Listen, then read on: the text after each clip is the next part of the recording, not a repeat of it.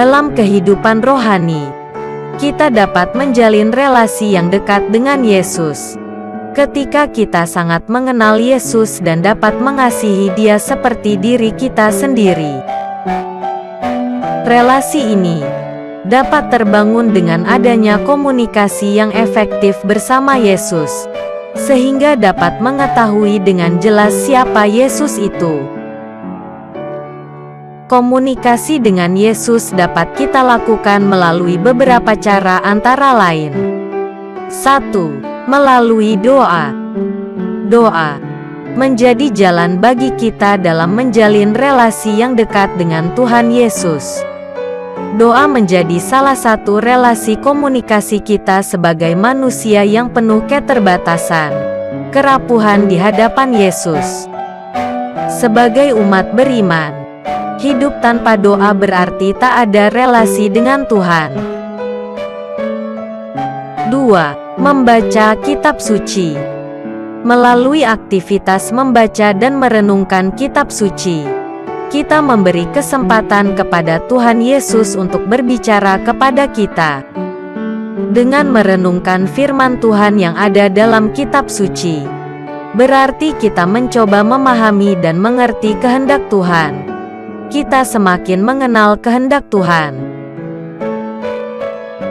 3. Melakukan firman Tuhan.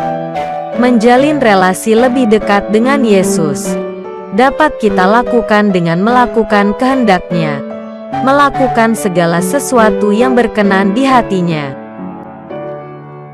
Bukan setiap orang yang berseru kepadaku, Tuhan, Tuhan, akan masuk ke dalam kerajaan sorga, melainkan dia yang melakukan kehendak Bapa-Ku yang di sorga. Matius bab 7 ayat 21. Ayat ini menunjukkan bahwa kita dapat menjalin relasi dan kedekatan dengan Yesus melalui membangun relasi yang harmonis bersama sesama tanpa membedakan suku, agama, golongan, dan latar belakang lainnya. Sikap toleran dengan semua orang juga merupakan salah satu sikap yang menunjukkan perilaku membangun relasi dengan Yesus melalui sesama. Aku berkata kepadamu, sesungguhnya segala sesuatu yang kamu lakukan untuk salah seorang dari saudaraku yang paling hina ini, kamu telah melakukannya untuk aku. Matius bab 25 ayat 40. Dalam surat Ibrani bab 10 ayat 22-25 memberikan nasihat kepada kita agar mampu menjalin relasi yang dekat dengan Yesus. Ada 3 hal yang perlu kita miliki agar dapat menjalin relasi yang dekat dan harmonis dengan Yesus, yaitu 1. Hati tulus dan iman yang teguh. Ayat 22. Dasar yang kuat dalam menjalin relasi dengan Tuhan Yesus adalah iman. Hati yang tulus ikhlas adalah hati yang jujur, sejati, asli, apa adanya, nyata, tidak hanya kelihatan baik dari luar saja.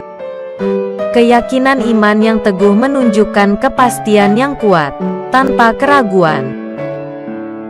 2. Teguh dalam pengharapan. Ayat 23. Sikap teguh dalam pengharapan menjadikan kita tidak mudah putus asa dalam menjalin relasi dengan Yesus. Relasi dan komunikasi dengan Yesus seperti juga relasi kita dengan sesama. Kadang ada pasang surutnya.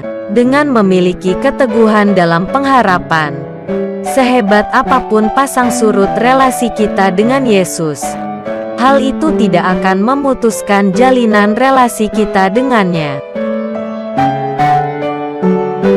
3. Saling memperhatikan, mendorong dalam kasih. Ayat 24-25. Sikap saling memperhatikan, saling mendorong dalam kasih merupakan prasyarat menjadi murid Yesus yang sejati. Pun juga dengan sikap yang tidak menjauhkan diri dari pertemuan-pertemuan ibadah dan sikap saling menasehati. Dengan menunjukkan sikap sebagai murid yang sejati, maka relasi kita dengan Yesus akan terjalin dengan harmonis. Ketiga hal inilah yang harus menjadi refleksi bagi hidup kita. Apakah kita sudah memiliki relasi yang dekat dengan Yesus atau belum? Kita menyadari diri kita sebagai seorang yang penuh dengan kelemahan dan dosa, terbatas dan tak sempurna. Namun demikian, kasih Tuhan yang tak terhingga selalu menganugerahkan pengampunan kepada kita. Yesus yang selalu berinisiatif untuk mengajak, mengundang kita semua untuk berelasi dengannya.